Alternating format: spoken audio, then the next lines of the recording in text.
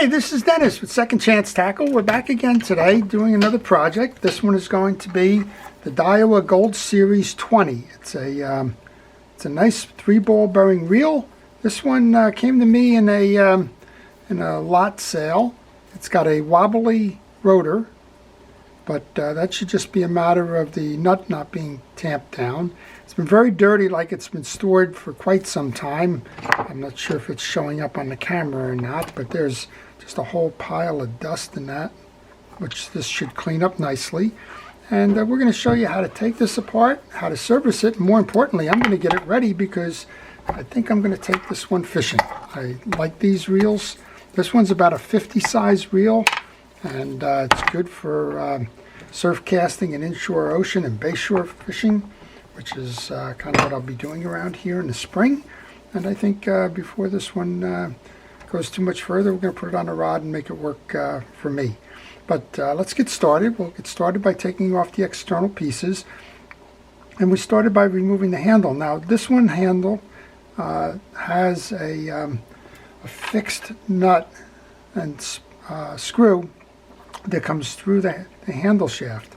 And most of the time I'll tell you, spin the handle. If you don't see this button moving, then it usually means you can unscrew this handle side. It's a screw in, not a through. However, in this case, I know the reel, and the reel does have a screw that comes through. So always check that. Don't just assume because that side plate button isn't turning that you have a screw handle. I'm going to take that screw out. We should be able to pull the handle on this side out and continue with removing the exterior parts. Now while I do that, I want to take a moment to thank our first responders, essential personnel, and all the people working to keep us safe during this pandemic. Without your efforts, we would be in a lot worse shape, and your dedication is admired and really appreciated. Thank you. I'm going to take the 3 side plate screws out now. They are Phillips head side screws. And I think once I get done with this, I think we're going to put this in the ultrasonic cleaner before we go too far in terms of getting all this dirt and dust and accumulated stuff off of that. We can do it with a certain amount of sprays and the like, but I haven't used that ultrasonic cleaner lately, so let's go ahead and see if we can't do that. All right, we're kind of stuck in here on the side plate, and that was a little slippery. And I think we're seeing what this reel is made of, but we're also seeing why it's performing the way it is. There's no grease. This reel has been sitting for quite some time now, and we're going to show you how to take this apart and service it so that it can get back to normal. We're going to remove the top piece now. You can just see there's layers and layers of dust on here. And I wear a glove on my left hand to kind of protect me from that. I have trouble working with the glove when it's on my right hand. And unfortunately, this is the one that's getting the brunt of the dirt and the grease right now. So all these parts are going to go into that ultrasonic. Next, we're going to remove the axle shaft. To do that, move your crosswind block all the way to the bottom. That has a Phillips head screw, so we'll take that out.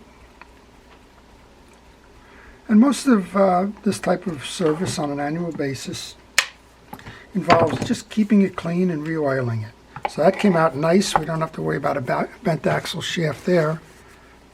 Very nice. So that should work smoothly. Once you take that axle shaft out, you should be able to remove the main gear. We've got old grease and the like on there.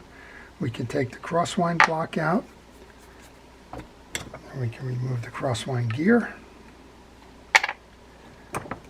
And then we can put those in our parts tray. I'm using the bottom of a milk jug as a parts tray. You'll see that in the background. That's so I don't lose them. And then I'm going to come up here. We said that this is rocking, and I'll bet that this can just be removed by hand. Yeah, so this has lost its tightness, and that's what's caused it. And you'll be able to tell if you have an issue with that kind of a rock, because the line, and there's no line on this spool, but the line would kind of spool in a figure-8 direction as opposed to being evenly wound. It would go high and low as the spool rocked. So generally speaking, that's a quick way to tell.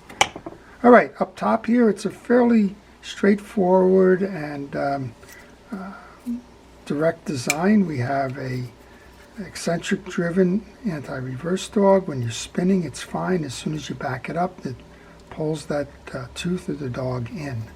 So we're going to remove this part of the assembly so we can get to the bearing underneath, and that requires that you take a screwdriver to remove the screw that's holding in the anti-reverse dog. Take pictures now. This is always a good place to take the pictures, because as you go to disassemble, you want to make sure that you know where the pieces go when it's time to reinstall. And it's real easy to mess up an orientation on a particular piece or part, and then you get stuck, right? So that screw comes out, and you can lift both out. We're going to clean these, but for now we're just going to lift them out, and we're going to put them right on the side there.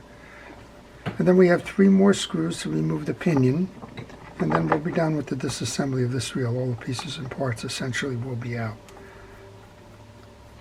And we'll give it a bath. We'll put it in the ultrasonic, and we'll come back and we'll show you how to oil and grease these pieces and how to get them back together. So I take the screws out and I lay them on my table when I'm working on a piece like this, because I want to make sure that all the pieces and parts, especially the screws, are all the same size. And if they're not, that's when I want to go and determine what the spot was that had the longer or the shorter screw. So when it's time to reinstall, I get it right. Also notice this now. I'm not sure if it's possible to put that clip in any other way, but notice the orientation on this clip, because it's not symmetrical.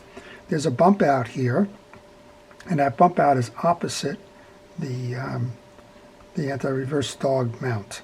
So when you take that out, this is what I mean by pictures. It's real easy if you go to reinstall to do something like this, and it would be incorrect. Okay, we should be able to pull our last bearing assembly out. This one's getting a little tight.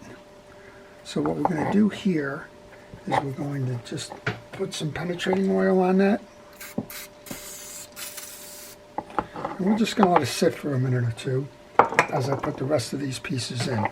A good way to get leverage to make that work again, now that we've disconnected the hold downs, put your rotor back on. Put your nut back on.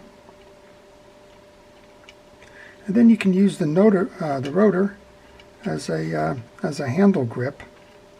Makes it easier to grab the pinion gear and pull it out. Now I'm always told that comes off camera, but that's the easy way to do it. And then you can see it was a little bit tight because there's more stuff under there. Well, that stuff will get dissolved in the ultrasonic cleaner. So I'm just going to back this off, remove it from the rotor, remove the bearing, and we'll set up to clean this now. So we're going to clean the case, we're going to clean the spool, the drag adjuster knob. I'm going to take a little bit of this grease off the main gear, and we'll put that in there, and we'll put the pinion gear in there as well. Well, that grease is coagulated pretty tightly. Yeah, look at that. That's kind of an example of what's happened here. So when we come back, we'll have a clean assembly. I'm going to put this in the ultrasonic as well, just to get some of that old grease off of there. And we'll be back in a couple of minutes with some clean pieces. Okay, the pieces and parts came back nice and clean, and you'll see that ultrasonic cleaner really does a nice job in the case and getting a lot of that stuff off, particularly the dusty and the dirty parts of that. And I've gone ahead while I was waiting on these parts. I've done some things. I've reinstalled my bearing on my main gear. I've oiled that. We've cleaned up the back side. We've oiled the one that belongs on the other pinion gear. And we're getting ready to reinstall and put this thing back together again. So we're going to grab our pinion gear first. There's a little bit of dirt left in here. Thought I would show you that because I like to use a metal brush to clean those channels out. And I just simply can brush them down and then wipe it on the paper towel and make sure it gets nice and clear. You can also use a screwdriver if you like, run that in the channels. You can also use a toothpick. You can use anything you like, but make sure that the old grease is cleared out of there. As we mentioned when we opened this up, very clean reel. Most of the greases and oils have evaporated, and that's been the issue there. All right, we're going to use fresh grease now. I'm going to use my Penn Precision Reel Grease. And I like to use an artist's brush to spread that as an applicator. And we're going to make sure that this gets a lot of grease on it because it hasn't had grease in a while. When I was testing the reel, it seemed like it was crying out for some lubrication. So we'll make sure we get a good amount of that on there. I've already oiled the bearing, so we're going to go ahead and put that bearing back on. Then we can go ahead and put that back into the reel seat in the case. All right, you just want to get a little bit on that. And then you'll see the seat down here as we put it through. You want to make sure that that sits nicely. Press in, and then remember what we said about the orientation on this cap.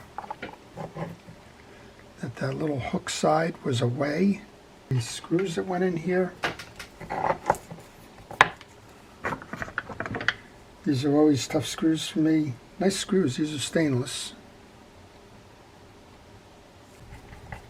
Okay, get the one started. And you can generally get the holes lined up on the others. That should make the other two go a little bit easier. We noted as we did this that all three of these screws are the same diameter.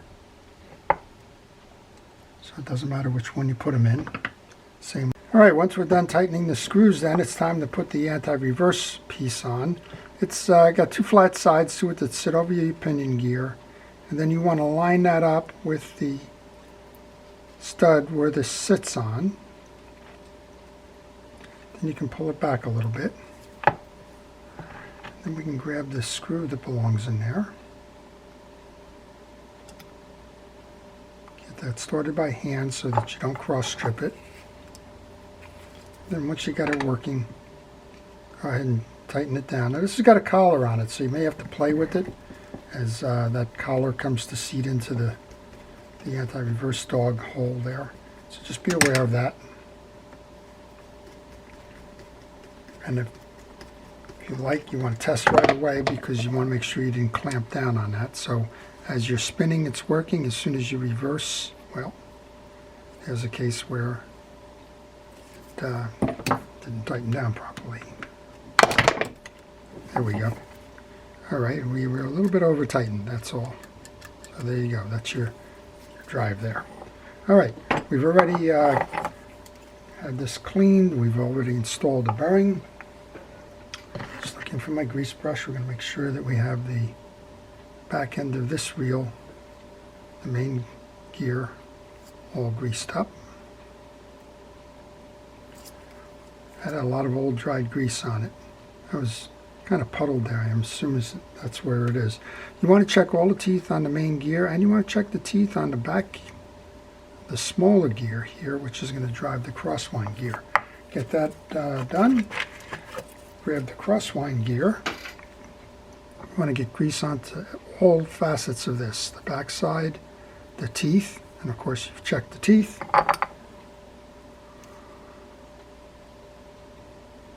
And then you got to get it on the face as well, because that crosswind block is going to ride on the face. Did that? You can load that in. When you load that in, make sure that the stud is on the bottom of the case. All right, we can grab our main gear and put that in. And then we can come up top here and install our rotor. Remember, this is the one that was loose when we took this apart. We said one of the problems with this reel, other than it was dry, was that the case was loose. And that happens because there's no tie-down screw. Now that little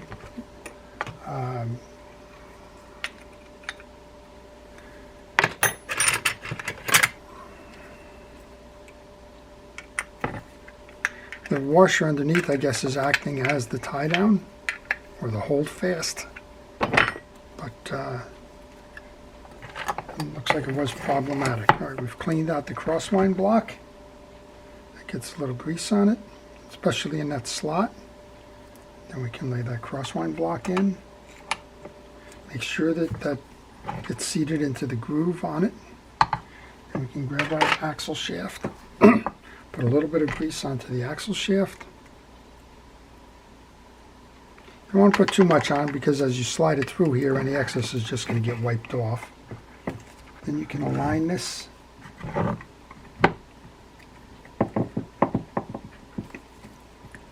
So that the hole in the axle shaft aligns with the hole in the crosswind block. Go into your parts tray and find the screw that holds that down. It's a Phillips head screw that's flat.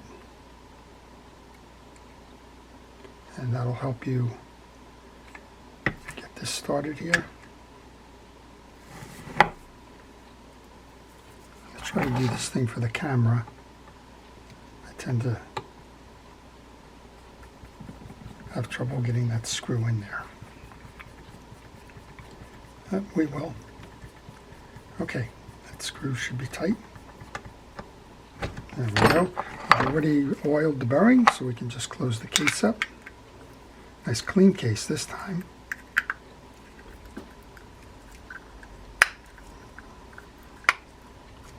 Nice snap. Tells us it's in place. Let's go get the 3 case screws. They were all the same, so it didn't matter which side or position you put these case screws. So let's get those in. So what you want to do with these is you want to make sure that they get cleaned of any old grease and debris. You want to make sure that if you have the opportunity, get it all cleaned. Make sure that it gets fresh grease and oils like the bearings and the gears, and that you install it properly as you do that. So if you like this kind of video, I'm going to ask you to subscribe. That way you'll see all the episodes that I publish. I've been trying to post frequently. If you want to see them all, or at least know which ones come, then please hit the notification button, as that will help you when I do post. And if you have any questions about wheel repair, this one or anyone in particular, leave that in the comments section. I'll be trying to reply. Okay, just finished tightening up all those screws now. I'll be able to put the handle on, give it a spin here, and we'll go work on that the top cap.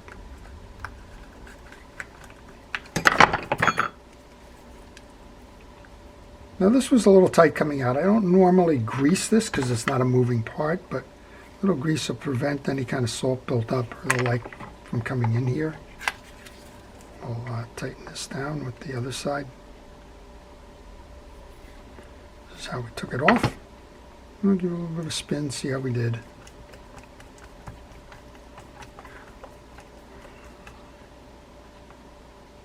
Nice reel overall. I believe this was the late 70s, early 80s. This reel was made in Japan by Daiwa. Oh yeah, that's all kinds of nice there. All right, let's go and just make sure we can check the drag washers. There's a little C-clip that holds that in. Actually, it's a 5-sided clip. It's a spring. Be careful with it. And you should be able to lift out the washers. All right, we have a little bit of a dirty portion of the case here, so let's get all of that cleaned out. That makes sense.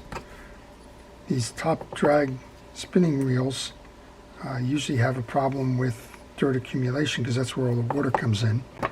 Once you've cleaned that case out, let's go back and reinstall. I had a small washer in first, so this I think is going to be easier to be done on the reel itself.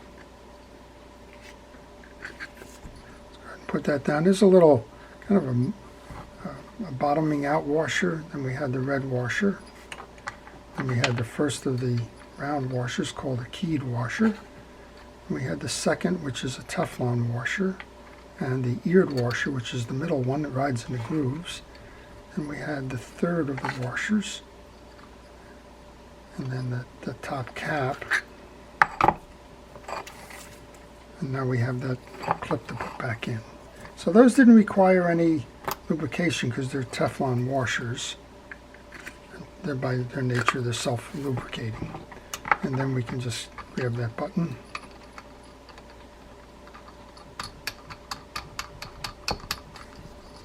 Tighten this one back up, make sure that it holds.